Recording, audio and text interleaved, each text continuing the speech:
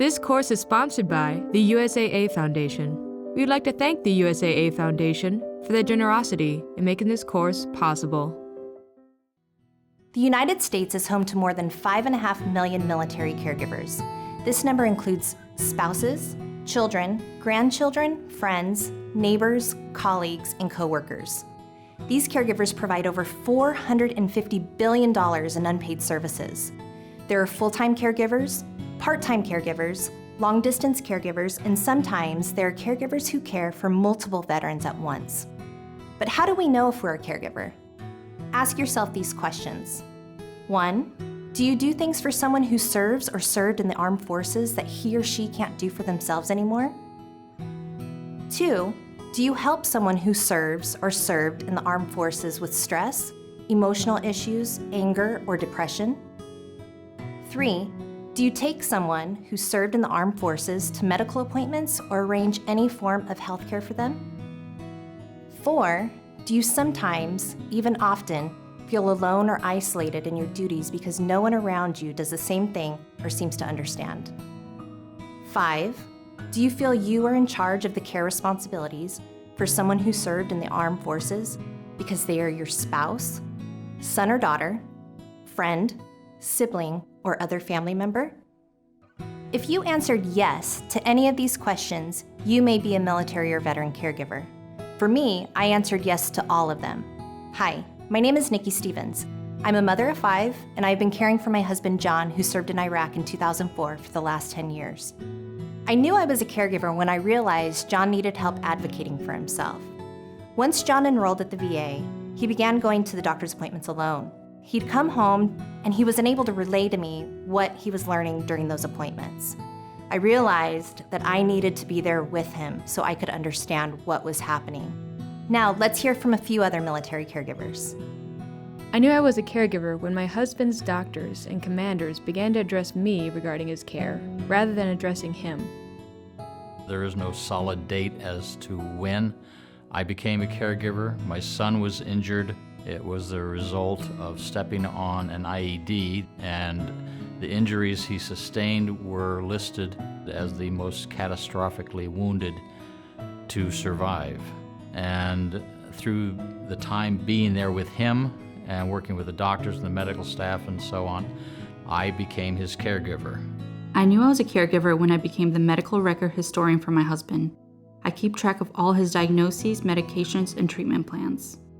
I knew I was a caregiver when the label was thrown at me, caregiver. I don't see myself as a caregiver. I don't define myself as a caregiver. I am a wife, a mother, and I give care to my husband. And I do this so my family can survive. My husband needs my assistance, and I'm there because I love him. I knew I was a caregiver when my husband was having a flashback and he thought he was deploying again to Afghanistan. He was trying to find his gear in the closet, and he had no idea where he was. I ended up having to talk him out of the closet and back to reality. It was a very frightening experience for me. I knew I was a caregiver when I started going to the VA for appointments that were not my own, and I was getting questions about how to navigate the system and finding resources for veterans and their families. I knew I was a caregiver when my wife, Natalie's chain of command, doctors, and mental health professionals began to come to me to explain her behaviors and to schedule her appointments. Until then, I helped her because I was her loving husband and it was the right thing to do. When it became obvious that she could no longer perform her job or take care of her own personal requirements, I knew I was going beyond the care that a loving spouse would provide. Although there is a great amount of rewarding satisfaction and fulfillment in caring for your veteran, being a caregiver can be a lot of work. Caregivers experience many demands. They wear multiple hats and are pulled in different directions. Caregivers may be involved in helping the veteran with the following: meal preparation, cleaning, laundry, transportation, prescription pickup, doctor's appointments, directing activities, bathing, mood regulation, eating, using the bathroom, ambulation, financial and legal management, filling out paperwork for the VA, DoD, and SSDI benefits, and any activity of daily living. These tasks can be too much to handle at times and can result in physical, financial, and emotional stress. Being aware of the warning signs and effects of stress is important to both you and those you are caring for. At a closer look, physical stress can include headaches, changes in appetite, loss of energy, changes in sleep habits, and muscle pain. Emotional stress can lead to anger, sadness, crying outbursts, irritability, mood swings, anxiety, emptiness, and an inability to concentrate. This stress can affect your behavior. It can lead to trouble concentrating, low productivity, overreacting, or forgetfulness. It can also lead to drug and alcohol use. It can even affect your social life, leading to problems with your partner, children, irritability, loss of control, isolation, resentment, loss of interest, and struggling at work. So how do we deal with all these demands? How do we manage those stressors? A good place to start is to work on increasing your knowledge. The more you know about the caregiving situation, the better you'll be able to respond successfully. For example, understanding the service member or veteran's diagnosis, condition, and treatment options can help you feel better prepared. Prioritize goals. As mentioned, caregivers have several different tasks and demands that can make anyone feel overwhelmed. Taking the time to prioritize and organize different tasks can help you feel more in control and reduce stress. Develop a safety plan in case of an emergency. Keep important documents in a central and easily accessible location. This can include medical documents, medication prescriptions, or contact numbers of people you can call on. Create a support network. Seek out those who are in the same situation or sympathetic to your needs, and utilize their advice and support. Find people you can connect to and vent, unwind, lean on, or cry. Peer support can help validate your experience and can also offer you new ideas and resources. Having others you can share your experience with can be a valuable part of the caregiving journey. Seek counseling or therapy, different from venting to a peer. Working with a mental health professional is another outlet you can use to talk about your stressors. Talking to a trained clinician can offer you unbiased guidance as well as provide you with additional skills and resources. And lastly, take time for yourself. Many caregivers feel as though they can't take a moment to themselves or feel guilty for doing so. Taking the time to engage in self-care is such an essential piece to managing stress and can be done in so many different ways. It can be setting aside time to read, meditate, watch a movie, or my favorite, getting a cup of coffee with friends. It can also be engaging in exercise by going for a walk or run. Self-care is really about taking time to do something that you enjoy or helps keep you grounded. By doing so, you also make yourself a better caregiver to your service member or veteran. Once I identified myself as a caregiver, I could find the support I was looking for, especially from my peers. Now I have access to programs and services that enable me to best care for my husband.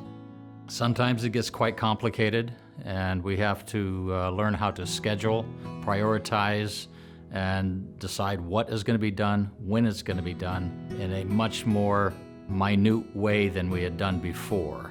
Travel is different, vacations are different, very different, and life is still moving forward. But with that, life is still good. We're having a good time, we're enjoying, and we're staying together as a family. Once I identified as a caregiver, I began to educate myself on all the wounds, both physical and mental, that my husband has. I also decided to start supporting other caregivers in the journey. We are all in this together and we can't do it alone. My life has changed for the better now that I have the support system. My husband still goes through trials, but it is better now that I know that there are others going through the same thing.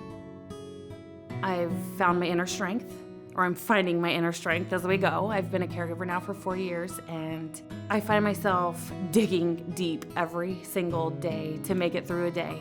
No day is the same in my household, and I found that I'm very resilient. I found myself to be very resilient because, here I am every single day putting in work for my household so we can stay together and have a loving family. As hard as that may be, I'm here putting in the work for our family.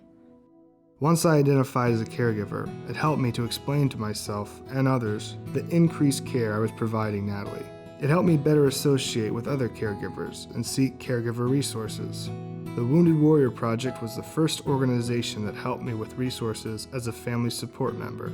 Once I retired from the Army, the Yellow Ribbon Fund, the Independence Fund, and Hearts of Valor helped me to connect with other male caregivers. This was key for respite, as well as sharing best business practices.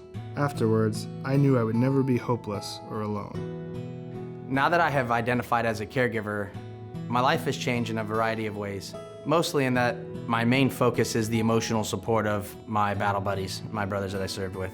Once I accepted the identity of being a caregiver, it allowed my husband and I to speak openly about the team effort that must be made to address his career options going forth, as well as his continuation of care. It also lifted a silent struggle of feeling as if my questions and opinions were not important enough from the standpoint of being just a spouse of an active duty Marine. Now that I've identified as a caregiver, I've realized just how strong and resilient I can be. Through this journey, I've had some hard times.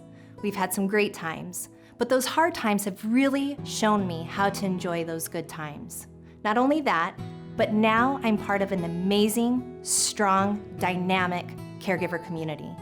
You are not alone. Organizations like VA Caregiver Support, Operation Family Caregiver, Hidden Heroes, Caregiver Action Network, American Red Cross Military, Yellow Ribbon Fund, Veteran Caregiver Network, and many more offer assistance to family caregivers to help you navigate through the caregiving journey. Please connect with us to share your story, get support, and engage with a community of military or veteran caregivers who understand. Reach out for help if you need it. You don't have to do it alone. Thank you so much for watching this course. Remember to believe in yourself, give yourself permission to make mistakes, trust your instincts, know that you are the best advocate, and don't forget about you. If you have any questions or need assistance, go to the PsychArmor website or call the PsychArmor support line at 844-779-2427. Thank you for completing this course and taking that one step further in learning about our American veterans.